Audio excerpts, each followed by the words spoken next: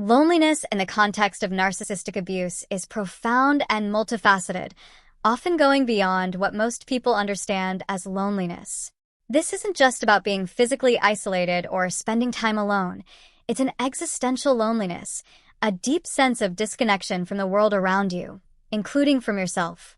When you are in a relationship with a narcissist, the very nature of the relationship isolates you. You may be surrounded by people, yet feel utterly alone because those around you cannot comprehend the emotional turmoil you are enduring. Narcissists are skilled at presenting a charming, charismatic facade to the outside world, leaving you to grapple with the reality of their cruelty behind closed doors. This can lead to a profound sense of isolation, as you may find it impossible to explain your experiences to others who see only the narcissist's public persona. This isolation is compounded by the confusion that narcissistic abuse often causes, making you question your own reality and sense of self. It's a loneliness that permeates every aspect of your life, leaving you feeling detached, misunderstood, and unseen. The invalidation of reality. One of the most insidious aspects of narcissistic abuse is the invalidation of your reality. Narcissists are masters of gaslighting, a form of psychological manipulation that makes you doubt your perceptions, memories, and even your sanity. Over time, this erodes your confidence in your own judgment, leading to a pervasive sense of loneliness. You may begin to feel that you cannot trust your own thoughts and feelings, which isolates you further. This form of loneliness is particularly painful because it cuts you off not only from others, but from your own sense of reality. It's a loneliness that stems from the loss of trust in yourself and in your ability to connect with others on a genuine level. When your reality is constantly denied, it's not just your social connections that suffer, but your relationship with yourself. This creates a deep void, a loneliness that feels insurmountable, as it seems there is no one, not even yourself, who truly understands what you are going through. The strain of co-parenting with a narcissist. Co-parenting with a narcissist adds another layer of loneliness to the already heavy burden of narcissistic abuse. The challenges are immense and often deeply isolating. Narcissists are not interested in co-parenting in the traditional sense. Their primary goal is control and manipulation. This means that instead of working together for the well-being of your children, you are constantly battling a partner who undermines your efforts, questions your decisions, and uses the children as pawns in their game of power.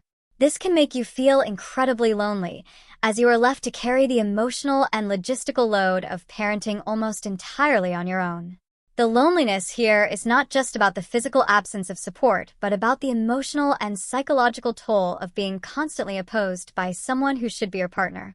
It's a loneliness that comes from the realization that you are parenting in an environment of conflict and hostility, rather than cooperation and love. This situation is further complicated by the fact that others, including friends, family, and even legal authorities, may not fully understand the dynamics at play, leaving you feeling isolated and misunderstood. The holidays, a time of heightened loneliness. Holidays are often portrayed as times of joy, family, and togetherness, but for those in narcissistic relationships, they can be the loneliest times of all. The contrast between the idealized version of the holidays and your own reality can be stark and painful. If you are still entangled with a narcissistic partner or family, the holidays can become a battlefield, filled with tension, conflict, and manipulation. If you have cut ties with toxic relationships, you may find yourself spending the holidays alone, a stark reminder of the connections you have lost.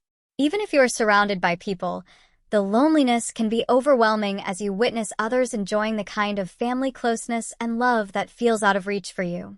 The loneliness during the holidays is not just about physical isolation. It's about the emotional distance from the life you wish you could have.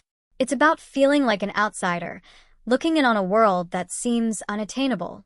This can be particularly painful when you see others enjoying what seems like the perfect holiday, as it serves as a reminder of what you are missing. The holidays amplify the loneliness of narcissistic abuse, turning what should be a time of joy into a time of deep sorrow and reflection. The loneliness of witnessing healthy relationships. One of the most painful aspects of narcissistic abuse is the loneliness that comes from witnessing healthy relationships. Whether it's seeing families enjoying vacations together, couples who genuinely care for each other, or friends who support one another, these moments can serve as stark reminders of what is missing in your own life. You might find yourself feeling like an outsider, watching others experience the kind of connection and love that feels unattainable for you.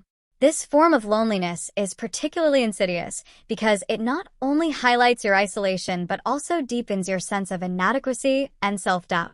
You may begin to wonder why you can't have what others seem to have so effortlessly, leading to feelings of shame and worthlessness. This loneliness is compounded by the fact that it is often invisible to others. People may see you as part of a family, in a relationship, or as someone with a social network, and assume that you are not lonely. But the reality is that the most profound loneliness often exists in these very situations, where the lack of true connection is masked by superficial appearances. This type of loneliness is deeply isolating because it makes you feel like you are the only one experiencing it, even though many others are suffering in silence. The misconception of quantity over quality in relationships. In society, there is a common misconception that loneliness is a numbers game, that if you have a family, friends, or a partner, you shouldn't feel lonely.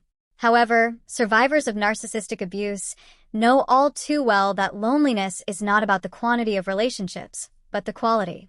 You can be surrounded by people and still feel utterly alone if those relationships are toxic, manipulative, or superficial. In fact, many who are in relationships with narcissists experience the deepest loneliness because the connection they crave is absent. The narcissist may be physically present, but emotionally and psychologically, they are unavailable or harmful. This creates a profound sense of isolation, as the very person who should be your source of support and companionship is the one causing your pain. The loneliness of narcissistic abuse is not alleviated by the presence of others. It is exacerbated by the lack of meaningful, supportive connections. True connection comes from relationships where there is mutual respect, understanding, and empathy, qualities that are often absent in relationships with narcissists. This is why many survivors find that they feel less lonely when they distance themselves from toxic people, even if it means having fewer people in their lives. The focus should be on cultivating a few genuine, healthy relationships rather than trying to fill your life with people who do not truly care for you. The quality of your relationships is what truly determines your sense of connection and fulfillment, not the quantity. The fear of trust and new relationships. One of the most damaging effects of narcissistic abuse is the loss of trust, not just in others, but in yourself. After enduring manipulation, gaslighting, and betrayal, it can be incredibly difficult to trust new people. The very idea of opening up to someone new can feel terrifying, as you fear being hurt again. This fear of trust can lead to profound loneliness, as it becomes difficult to form new connections or deepen existing ones. Even when you meet someone who seems kind and genuine, you may find yourself questioning their motives, doubting their sincerity, or fearing that they will eventually reveal a darker side. This mistrust is a direct result of the trauma inflicted by the narcissistic relationship, where your sense of reality was constantly undermined and your ability to trust was eroded. As a result, you may isolate yourself, avoiding new relationships to protect yourself from potential harm. This self-imposed isolation, while understandable, can deepen your loneliness as it prevents you from experiencing the healthy, supportive relationships you deserve. The fear of trust becomes a barrier to healing, trapping you in a cycle of loneliness and isolation. It takes time, patience, and often professional support to rebuild your ability to trust and to learn how to discern between healthy and unhealthy relationships. But it is essential to take small steps toward opening yourself up to new connections, as true healing and fulfillment come from being able to trust and connect with others on a deep, meaningful level. The inaccessibility of traditional solutions to loneliness. When we think about solutions to loneliness, the typical advice often includes joining social clubs, attending events, or engaging in group activities. While these are well-meaning suggestions, they can feel completely out of reach for someone recovering from narcissistic abuse. The deep wounds left by such a relationship can make the idea of socializing daunting. The fear of judgment, the anxiety of opening up, and the residual mistrust from being betrayed by someone close can all create significant barriers. For someone still entangled in the toxic dynamics of a narcissistic relationship, finding time and emotional energy to engage in these activities can feel impossible. The thought of putting yourself out there, meeting new people, and trying to build new relationships can be overwhelming, especially when your self-esteem has been battered and your trust in others has been shattered. Traditional solutions to loneliness often fail to address the unique challenges faced by those who have experienced narcissistic abuse. For many, the idea of joining a book club or attending a social event feels not just difficult but utterly unattainable. The path to healing and overcoming loneliness for survivors of narcissistic abuse often requires more tailored, gradual approaches that focus on rebuilding trust, restoring self-worth, and creating safe, supportive environments. This might involve seeking out therapy, joining support group. Thank you for engaging with these insights.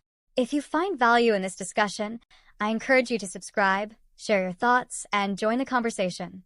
Your engagement contributes to a supportive community where we can explore these complex issues together and find strength in our shared experiences. Stay blessed and irresistible.